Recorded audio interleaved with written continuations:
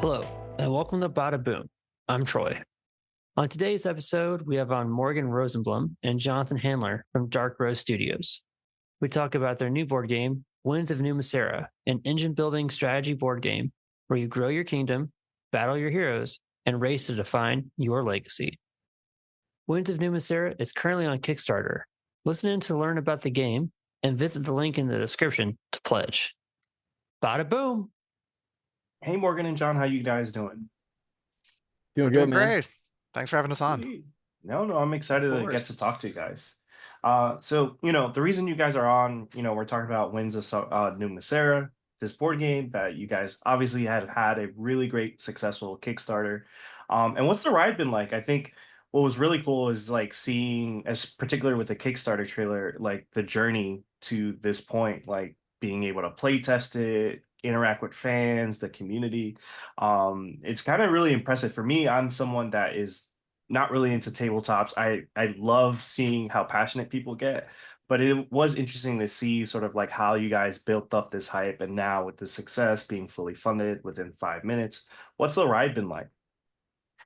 Well, a ride for sure. I mean, like we've done a few Kickstarters before. In fact, like the graphic novel of Winds of Numa Sera, which is what the board game is based on, started as a Kickstarter as well.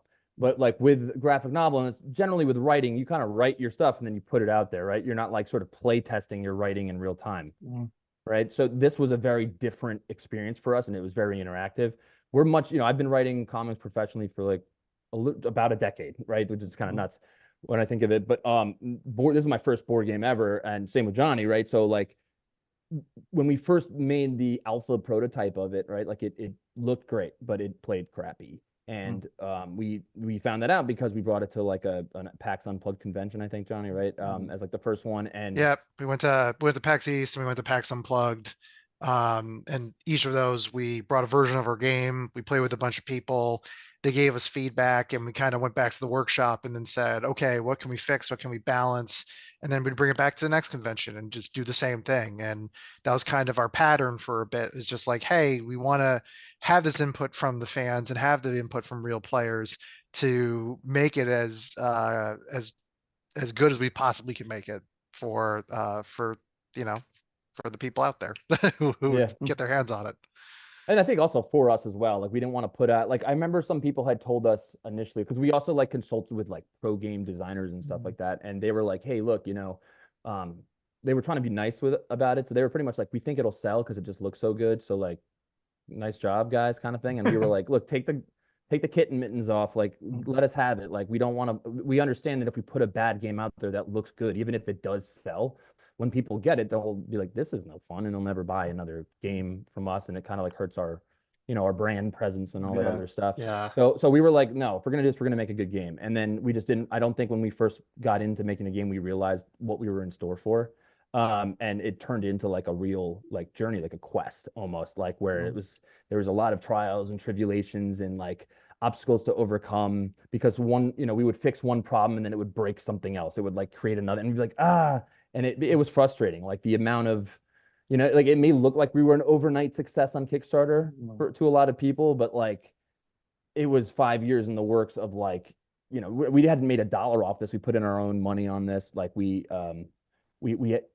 just spent like so much time and energy and money just trying to get it to a place where like we knew it was good. And then when we finally like started sending it out for reviews as for the prototype, the final version of the prototype, to really hear what the critics were going to say about it, and to see that like the majority of them really really liked it, like we're surprised by how much they like this game from like first time game creators.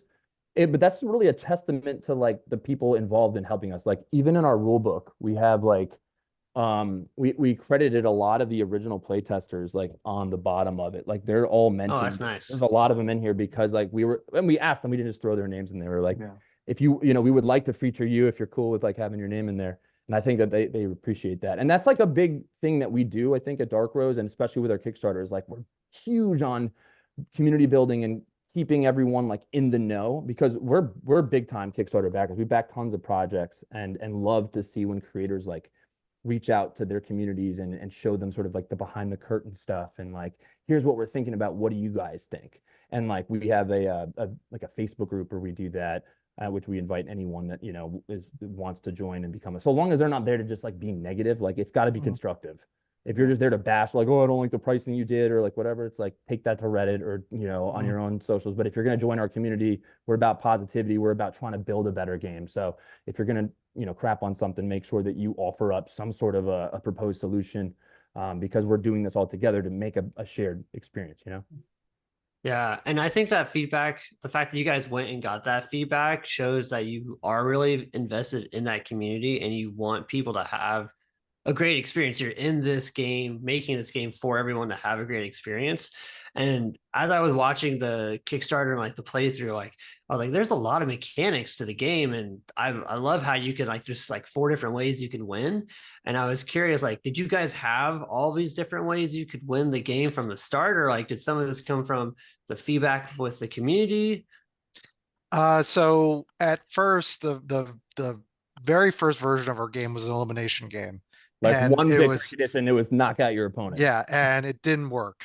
Like you'd have people sitting out, and it was very Highlander-ish. Like you could be only one, kind of, at the end, and it would just, I and once we experienced that, we're like, this is like the bad part of Monopoly. Like this is the hey, once you kick somebody out, they're sitting over on the couch, eating Fritos.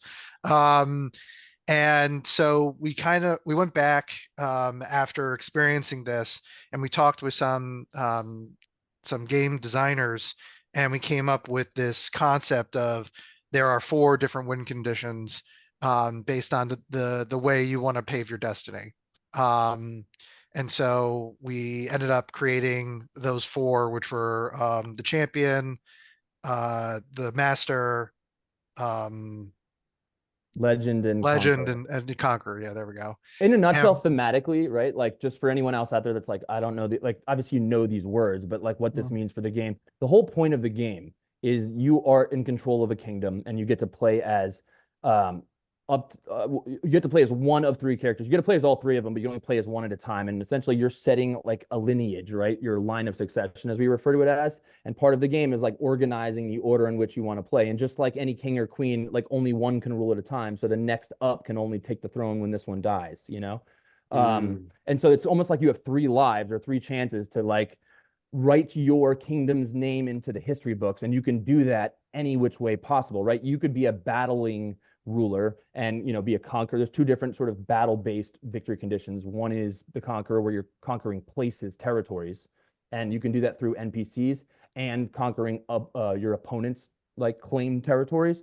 Or you can do it as a champion, which means you're going head-to-head, hand-to-hand combat kind of against like the other heroes. That's almost like if you were to like say, hey, instead of us going to war, let's have our bet like the kings we're going to fight to see like who.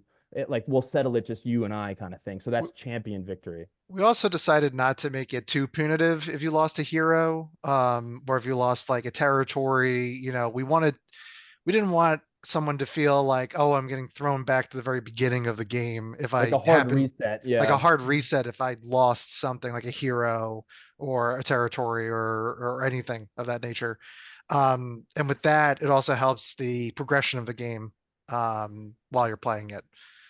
So on that note, like for example, all the items, like throughout the game, you do pretty much 3 things. Okay, you explore the world. You are forced to explore because that's how you find new things. And there's 6 different kinds of things you can find in the world. 5 of them are good, 1 of them is bad, right? And they're all different. So they're like items, they're people that you can recruit into your advisory board or like your inner circle, right? That all have sort of like little special abilities and superpowers. You have events, like positive events that are called boons, negative events that are called hazards. You have mythic items that you can find, like legendary items. You can find like you can learn battle tactics throughout, right? Or meet a group of mercenaries that you can call to your aid during like a one-time battle. And then lastly are these legendary mystical pools. They're almost like the fountains of youth, but instead of it just being like eternal life, it's like they all have different powers. But in order to gain the power, you have to like sacrifice something. So one of the pools says like you have to kill the next in line. Like you have to sacrifice like your heir pretty much in order to get the power of like vampirism or something like that, right? So there's some really cool, fun things that you can find through the world. So exploration, that's like one phase. And then you always end your turn with a choice. Do you build keep your forces at bay and just focus on in growing your kingdom and like getting money and leveling up your sort of tech tree? Or do you send your forces off to war, right, or to battle, and then, which is riskier, but there's sort of more reward to be gained off of that? But you can't do both in the same turn. You can't build and attack. It's like build or attack. So we have a bunch of different things you can do throughout that, which is like equip, you can trade, you can buy things from the marketplace, or you can use special abilities that you acquire. And those can kind of take place whenever. But we've set it up so that you have options, but you don't have so many where you have like this sort of choice paralysis. And like, I don't know what to do. It's like, okay, I always start my turn by exploring. I can do a bunch of these other things. Like maybe I'll offer you a trade. And then now, final thing, I end my turn. Do I build or attack? And then you kind of choose based off that, and it just repeats that. And and as Johnny was saying, it's a race. There's 4 victory conditions, and it's first to any of those 4, right? So it's either like conquer 4 strongholds, like you have to hold on to the 4, like you'll conquer literally places and like different strongholds, and then you have to hold on to them because some people might come for you, like to try to take them from you in your off turn and things like that. And yeah. Yeah, That was I the really original like. question was. No, no, it's okay. No, You guys, yeah. This I happens really a lot like. to Morgan. I really like that you guys got to the part where there's 4 different ways to win, because I feel like this game, if you played Settlers of Catan, this is a really great like segue into like, hey, you want something a little bit more complex, something that maybe reminds you a little bit of Games of Thrones, or like you guys have this original comic book story with it, so I feel like you can really be immersed in this world of the story and kind of like take part in that story as well by playing the game. And the fact that there's 4, because like when I played Settlers of Catan, like there's only one way to win. You just got to get the most points, and eventually, there's different ways to get the most points, but it's very easy to sabotage other people because they're also just trying to get the most points. And here you can say, I can do my own path and I can win, and it won't really interfere with other people's way of getting their own path until you get further in the game. I've seen some of like the gameplay. I'm like, okay, at the beginning it looks like everyone kind of knows the path they want to take, and then like closer to the end I feel like there's a lot more of infighting, but it feels like the path you get to take in the game is your own because of Correct. Yeah. there's 4 different ways you can win, which I thought Absolutely. was really cool. But on that note, right? So like you might say, well, I just want to focus on building, right? So you're not even attacking anyone. That doesn't mean you can't be attacked in your off turn, right? So you can focus on just like raising your defense stats and making it so that it's very difficult to win battles when other opponents are attacking you. But we've designed the game to favor interactivity and promote sort of like going after other players, because this game is really fun when everyone's interacting and not just turtling up and doing their own thing. So for the players that are kind of turtling up and doing that, at some point during the game, like even on like their little tech trees, which are every kingdom has its own kingdom mat, and one side of it has like a unique tech tree. There's going to be like you'll see like there's like red text. Some of them like require you to have taken a stronghold, which requires you to battle, right? Like so there's certain prerequisites where it's like you can't just build forever. You'll have to have gone out there, or at least taken a swing. And that build tree, we kind of set those up for each region in the same way of like kind of traditional RPGs do. Like, hey, I can build up my character because I'm adding skill points to like a specific technology or a specific skill that I want to get. So we kind of made it similar to that. And then on top of it, like your reference to Catan, I mean, Catan can get very competitive. Yeah. And like Catan's an engine builder as well, right? Like yeah, it is. And so is our game to a degree, right? So yeah, like that's a good reference you brought up, because like the engine building aspect of it, like creating resources, and like every turn, the more resources you get, the more that they will like help you, like compound. Residually. Yeah, they'll compound and help you. Like every time you take a stronghold, like you'll get the sort of what's in the treasury, like a one-time amount of money, but then this little arrowy one that lets you know how much you can get every turn whenever you choose to build, which is cool. So every time you take one of these and conquer one, think of it thematically, right? Like as a ruler, you've taken their land, so you've gotten their farming output, their resources, their resources from it too. Yeah. So you like raid their bank, and then you get like their resources on top of that. And then on top of it, every single turn has like this one says each player at the start of each turn, each player has to pay you $1 or 1 capital token, right? So they'd be like forking over one of these cool little guys. to you. Whereas sometimes you just get it from the bank, but every one of them has like kind of a different use. Sometimes it's like you're not getting it from other players. It's just you take it from the World Bank, place it on the card, and then you can use money accumulated on this particular stronghold for a very like for weapons only or something like that, which is neat. So there's a lot of cool different things to do, but not. It's actually very easy. Like you could autopilot it pretty much, where it's for newbies. We always say it's like easy to learn but challenging to master. Yeah, and I think that's like really well established with the player hierarchy tree and also like the requirements on the cards, because there's a lot of stuff you can do, but there's also a lot of limitations on how you can use those things. Like how you said, like, yeah, you get money, but certain cards say you can only use money for this thing, and that I think keeps players from going rogue and like saying, I'm just gonna kill everybody, and then have that elimination, which you guys obviously don't want from the game. So those checks and balances worked out really well from what I've seen from the game. I mean, you definitely can go after to try to kill everyone. Like that's definitely something you can do. Like there, and we actually encourage it. Yeah, like go for it. But the reality is, like, not everybody has that like really heavy attack score at the very beginning. Some of them do, but then if you did go and take that approach, they also have the region that has very heavy attack also has very lousy defense. So like you're almost kind of in the way we've balanced the game, there is a little bit of, hey, maybe I should bolster myself before I get myself out there kind of thing, but you don't have to. You could go and do whatever you want as long as you think that that's the right way to get to one of the win conditions. And that's what we challenge our players with, is how do you come up with the right strategy based on the other players and what they're doing to get to the end. Yeah, and it's cool because because there's the 4 options, and even if each kingdom, which they all have like a strength. Like this one's best at conqueror victory, this one's best at master victory, these guys are best at legend victory, and these guys are best at champion victory. That doesn't mean that you can only win that way, right? Like you can pivot, right? Everyone will know if I'm the conquering territory that like I'm probably going to go for all the strongholds because that's what my guys are best at. So they'll try to interfere with me doing that, knowing that's my strength.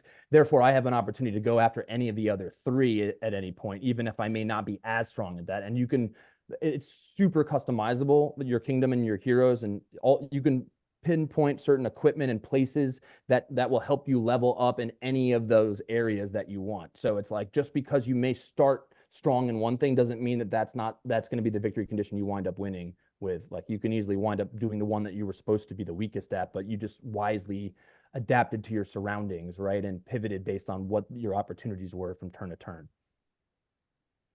And for you guys, obviously this has been a long journey, 5 years in the making. Was there like one particular piece of feedback that really sort of like sparked you guys to get to this point? Because obviously you've been playtesting it and stuff, but was there one thing where you sort of like, once that piece of feedback was given to you, that it kind of like all came together? Good question. Well, I know one thing that like, so we worked with like 2 very specific consultants. One was like an American-based like game consulting like team called Offcut, and then the other one was a sort of more Euro style gaming team called Kickstarter. And when we were working with the American-based one first, and we finally thought that we got it to a place, because like the feedback we were getting from the playtest was really strong. Like people were excited about it. That doesn't mean that they all thought it was like the best game ever, but we had people like coming back to play it on like playtest. Like usually when people try your game, they'll play it and give you feedback and kind of move on. But then like the next day, the same group would come back. So we're like, cool. This was like a few years ago, and like we're like maybe 2 years ago. And we're like, cool. We think we finally have it. And Owen, my brother, who was also working on the project, was like, I think we should have get like a second opinion just to be safe, right? So we're like, all right, well, let's maybe try like a European company because we want this to be a global game. And so we brought it to this company called Kickstarter, and they kind of like crapped on it. They were like, here's all the things wrong with it, And for me, like, while I don't love negativity by any means, I love constructive criticism when you can explain to me what the issues are and then propose like solutions. In a lot of cases, we like doing the creative solutioning, like coming up with like the ways to fix it. But we like people to tell us like, okay, the issue is not that the game sucks. It's like right now, all of your heroes, the only thing that makes them unique right now at the time was that they all came with like 3 different stats. So they look different and they have different names, but then they have like an attack stat, a defense stat, and a health score, right? Like they're like HP. And that was, we didn't have this part, which is the special abilities. And they were like, they look so rich and cool. And when I say rich, like, I mean, rich of lore and culture, but like, they don't feel really unique. Maybe you should give them some special abilities. And like, that was something where we were like, yeah, that was cool. And so we worked to try to make sure that each character's special ability like rang true with who they were in the graphic novel. So if you don't have to have read the book in order to play the game at all, it's fully standalone. But in the event that like you do, I think you'll notice, you'll be like, oh my God, this character plays like they feel in the story. That's so cool. So that was like one thing that really sort of shifted, because we didn't want to just make it. They were like, your game. I remember what they said, Johnny. They said the game's okay. Like it's okay. Like it's fun, it's playable. Like, but is it great? And we thought we had a great game, and that's what we wanted. And we did not want to put out an okay game. So we're like, okay. And now, rather than just sort of switching from like the American-based consulting group to the European-based one, we were like, let's have them talk together. Like, I want this to be a team. I want everyone being like, not competing against one another, but being like, yes, I love that idea, or I don't like that idea, and let's problem solve and then create. And that's exactly what happened. We had our team and the American-based team and the European-based team kind of like all coming together, working. And ultimately, by the end of the game, once we had the final prototype, everyone was like, yeah, now it's good. Like, now it's just a good game. And look, you could definitely be salty by hearing that after like getting to a point of being like, oh, okay. Oh, I was salty. Yeah. I was like, I don't think these guys know what they're talking about. Like, they're Europeans. They have a different American. I was just, it took me a moment to swallow my pride and then just be like, I'm glad we took the step to say, you know what, let's pull our egos aside here and say we're trying to make the best game possible. So let's sit down, let's look through all the feedback, and let's see what makes sense. And ultimately, it made a lot of sense after we sat down and read everything. And we're like, yeah, okay, we hear you. and so, and now we're at this point with the game where, generally speaking, we've brought this to conventions and people just come back every day and play the game, So and once we saw that was where, at least for me, I was like, yeah, this is ready for prime time. So I think when people first saw it, because like our table presence, right? If you look at what the game looks like, maybe it's on screen somewhere right now. If you look at like what it looks like, the table presence, it's busy and it looks very complicated. And I think that certain gamers would see that and be like, oh, this must be like one of those 4X games that like takes 3 hours to play. And the answer is like, no. Like we found a way, I think, to appeal to both. And it's like, well, how can you appeal to both like the casual gamer and like the hardcore hobbyist gamer? And I think we found a cool solution, which is there's two win settings right in the game. One is the base one, which is called Throne, where you just have to, it's a race to any one of those 4 victory conditions, right? And then the other version, like kind of the longer campaign version, is called Empire mode. And Empire mode, or win setting, it's a race to any 2 of the 4. So you have to just hold on to any 2 of those 4 victory conditions. That allows you to pretty much play like, for an hour and a half plus if you wanted to, and like really level the hell up. Like with all, like at that point in the game, when you're going for 2, like you've got all the items, you're like really maxed out on all your tech trees and stuff like that. You got tons of money coming in every turn, so you can just do a whole lot more. And then there's obviously more choices with that throughout, because how do you want to spend your money and use your skills that you've acquired and your special abilities, and that's pretty fun. So that was a cool way for us to be able to do that. But I remember specifically at one of the conventions, Johnny, I was like, we were exhausted from having like just finished day 1 and demoing, which is tons of fun. But if you guys have ever worked a convention, like it's tough, it's draining. You're on your feet the whole time, you're talking, you're like pitch mode or whatever. And I was like hanging out in like the hotel's hot, like the gym or whatever, and I went to like a hot tub, and there was like another like a couple of like dudes in the hot tub, and we just got into talking, and I was like, oh, are you here for the convention? The guy was like, no, I'm here for like some other work thing. And I was like, oh, do you like board games and stuff like that? He's like, not really. And I was like, oh, do you like comics? And he's like, yeah, I read comics or whatever. And I told him about Winds of Numa Sera, the graphic novel. We exchanged phone numbers or whatever, and I said, like, you come by our booth like tomorrow, just like swing by if like you're around or whatever. So he was like, okay.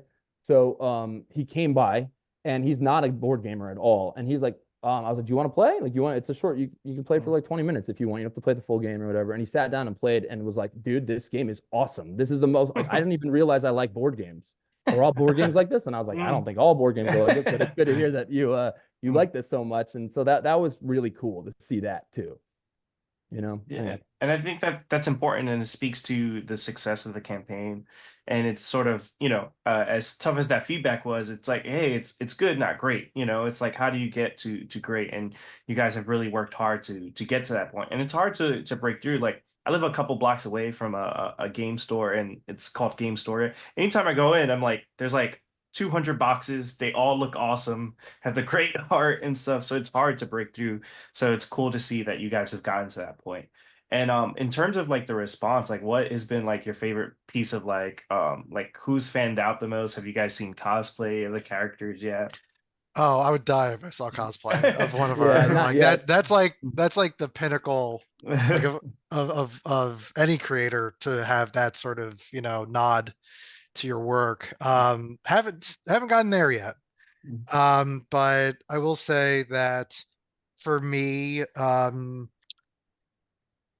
we were at PAX East, and at PAX East, especially since we're at an unpub, there were other people there showing off their versions of the game, and we were, I would say, a little ahead of some of these people, and we would talk to these other creators just to like get to know them and see where they are in their journey in this.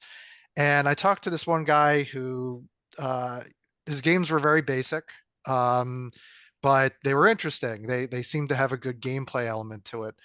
And I was just telling him about where we came from. Like we came from comics, and we been through the ringer, and you know have produced various different titles. And just me being able to talk to him about that and see that I was inspiring him with what we've been through really was a key part of this whole journey for me at least. Yeah. I mean, And I would say mine's probably more. It's twofold. One is like we'll get. I would see these like haters, right? As we say, like on. I run a lot of the ads myself and stuff, which is like something that I've never done before until very, very recently. Like the marketing side of it, never really. I just want to focus on the content creation and interacting with people and not having to like come up with like a cool little log line for marketing it and what ad will attract the most clicks and all that other stuff. But anywho, we would get like some negative comments and people just saying, "Oh, this sounds like Tides of Numenera or something," which is another sort of famous fantasy title, and or just any kind of thing where like people don't know about my game, they're just seeing the single ad for the first time, looking at it, and or being like, "This is like AI art," and I'm like, "Bro, no AI art was using this. Like, do you have any idea how much we spent on the art and the artists?"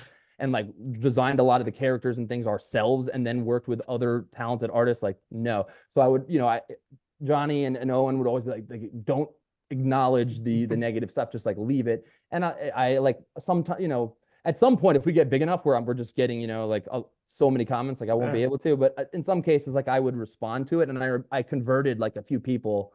I was like, someone said one of the characters looked like, Kratos, and I was like, Kratos was actually, I acknowledged it. I was like, Kratos was definitely an inspiration for this character, and like, we pull inspiration from all of our favorite things. Like if you look closely at them, it's not a ripoff, but there's clearly like things that are like pulled and drawn from that. And so anyway, like he ultimately was like, all right, and I started telling him more about the character on like this like public comment thread. And afterwards, I remember I took a screenshot and sent it to Johnny and Owen. And the guy literally said, "I don't know how I went from becoming," he called it himself, like from a hater to an actual backer, but I'm all in.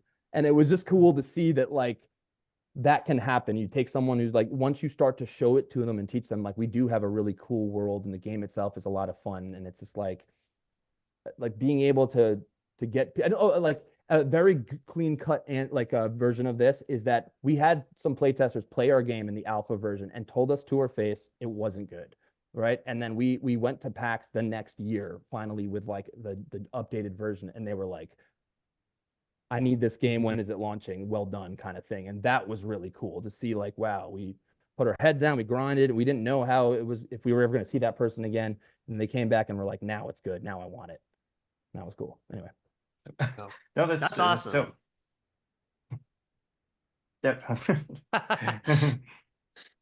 And then for you guys, like, what would you hope fans who back the project and also maybe pick it up at a later date? What do you hope they get from the game?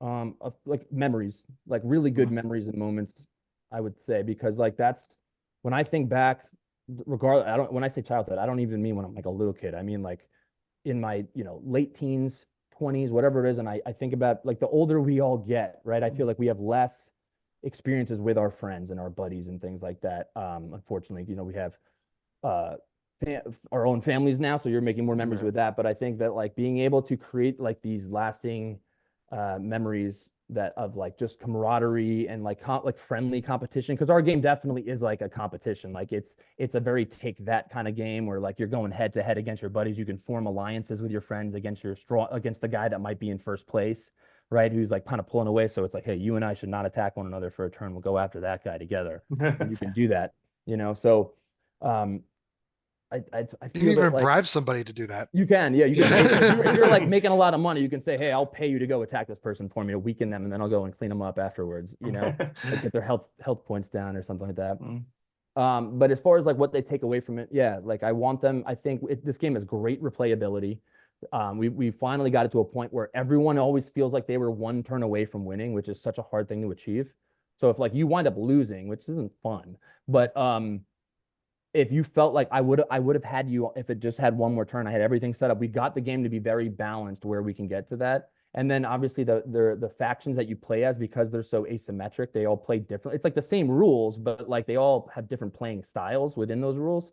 Makes it fun because you're going to want to play as like a different kingdom next time, or even just change the organization, the order of your heroes, right? The It line of gives you succession. that thrill of the chase, if you will. Yeah. Which brings me to my next question. What faction would each of you play as? And where can people find to get the game of Numa Sera?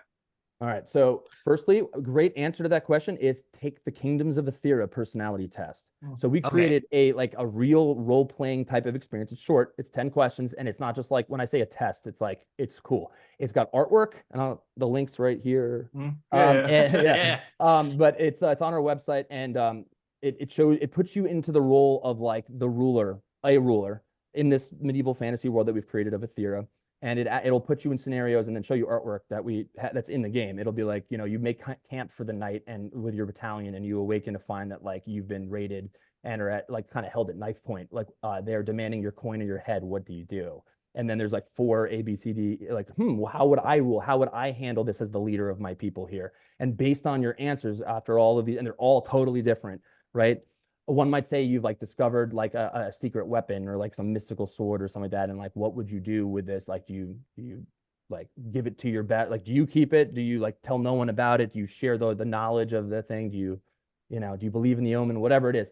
So after you've filled out all these questions, it'll tell you which kingdom you're most aligned with, based on your viewpoints and stuff like that, so that you go into the game knowing like, okay, I should probably start with playing with these guys first, which is cool. So take that Yeah. thing, and it's free to do. I, Um, I I would do see a day just as myself. I've played the game enough where I've kind of just sort of leaned towards that faction for most of my gameplays. Okay. I like Moran, the cat people. They have just some cool abilities and stuff like that. And I just let they were I we were inspired by Thundercats when we were making them.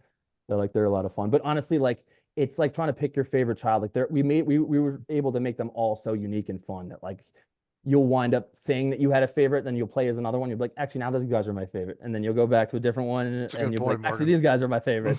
Like we've Yeah. seen that happen a lot, where people think they have a favorite, and then they play the same one that they thought they didn't like as much again, and try a different strategy this time, and they're like, oh no, wait, these guys are awesome.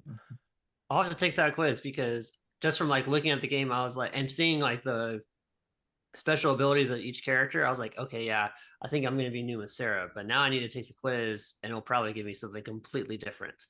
But where can people find the game? Where can they back it? And where can they get their hands on it to play it? So it's exclusively only available right now at Kickstarter. And best pricing you're going to get is going to be through Kickstarter. We also have limited like Kickstarter exclusive items. So there's the collector's edition, which is like a $300 value for $199, and comes with like pretty much everything that you could think of, including these awesome little So these are not necessarily needed to play the game, but they kind of add they're designed to be, they're called the Bannerman miniatures, and you place them on the cards which you wish to attack, right? So then they're represented, they almost look like chess pieces, and they represent each of the sigils, right? So the lion is the marrying the cat people. This is the Numa Sera one, which is like kind of like the masked angel. And these are the ones we got painted. The mass-produced version of it in the collector's edition, they'll all have colors that match the regions they're from. But yeah, those miniatures are a fun little add-on in the collectors. That just comes with that edition that allows you to show your intention on I what don't you're know if you can doing. see this, but there's skulls in this dice. Which are Oh, really nice. nice. Yeah, And that's in the deluxe and the collector's and the edition. collectors, yeah. So these are all like no two dice are exactly the same because like they're like hand painted skulls that are inside of this blood soaked water. And this is like the one main random element of the game, which is it's a D6, a 6-sided die, except that it's not like 1 through 6. It's -3, -2, -1, +1, +2, +3. So no zeros, which means you have to roll this every time you battle. So you have a 50-50 chance of going positive or negative. But as the game goes on and you get wiser and equip the right items and use the right skills properly, you can manipulate the numbers, because there's certain items that say like when you equip this sword, all of your negative, like you treat all numbers on the die as positive. So if you were to roll a -3, it actually is treated as a +3. So there's like really cool, fun ways and very simple math. It's not like you have to be a math expert to do it. So that adds to that. Yeah. And then obviously like the metal coins that I think I was showing you before. There's like these dual layered kingdom mats too. So these main ones, I don't have the dual layered ones on me, but the dual layered ones have like insets so that the cards like sit inside of it, which is cool. And like slot in pretty much. And Yeah, yes, and the mats will be in the collector's edition. The coins come in deluxe or the collector's edition. Yep. And the dice is also deluxe and collectors. The campaign ends this Friday, right? Yeah.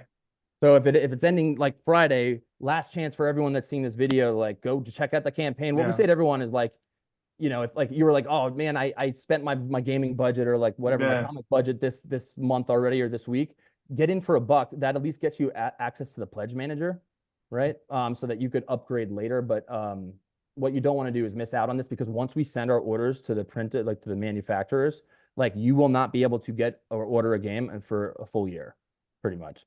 So it's like, get it now, or you're going to have to wait a long time to get the game. So if you're interested, now's the time. Yeah. For the people that do miss out, like there will be an opportunity to still get an order in, but they're going to miss out on certain exclusives. Like we're going to shut those off, and maybe the pricing may go up slightly, so you'll still be able to get it. But it's like if you see this now and you're interested in it, it's like just find a way to get in. You can do it, like I said, for $1, or you can pick the limited edition versions that you want to get. But there's some awesome stuff in here. Plus, you get to be part of this awesome community and journey with us. I mean, there's something to be said about that. Kickstarter was initially designed to like, develop a project and become part of like the ground level, right? Like you're getting the first ever print run of it. You get to say like, I was there. And in some cases, there's people's names, like I said, literally in the rule book that helped us build this. So like, we're going to continue to show off like the process even after the Kickstarter closes. So it's not like, oh, next time we talk to you is going to be like when we're sending stuff out. It's like, no, hey guys, we got the latest prototypes in, or like the manufacturer, like this is the proofs that are about to go out. Like, look how awesome they are. So constantly sharing that journey with everyone, which is a lot of fun for us. Yeah, definitely. And we're going to make sure we try and get this out to as many people as possible, because the Winds of Numa Sera, from watching the gameplay on the Kickstarter and of course from talking from both of you, sounds like it's going to be a great game to play. Me and my siblings are big board game kind of family, so I'm sure we're going to pick it up and play together, and it's going to ruin our Christmas holiday because we're super competitive with each other. Oh, it's not going to ruin it. It's going to make it memorable and fun. Exactly, yeah. It's like going to be like, hey, remember that time we really beat our older sister and we just destroyed her? But it may create an ongoing rivalry, but it definitely And normally what happens is my little sister just like doesn't act like she's interested in the game, and then she comes out of nowhere and is about to win. And so me and my older sister team up and we try and beat her, and then my older sister betrays us and she ends up winning. So it's a real siblings thing, which we'll have a lot of fun playing this game. So we'll have to make sure we get on the Kickstarter for sure. And until next time, guys, thank you so much for coming on. And with that, bada boom. Bada boom. Bada boom. Thank you for listening to the Badaboom podcast. Make sure you check out Winds of Numa Sera on Kickstarter through the link in our description. Don't forget to check us out on TikTok, Instagram, and Threads. Thanks for listening.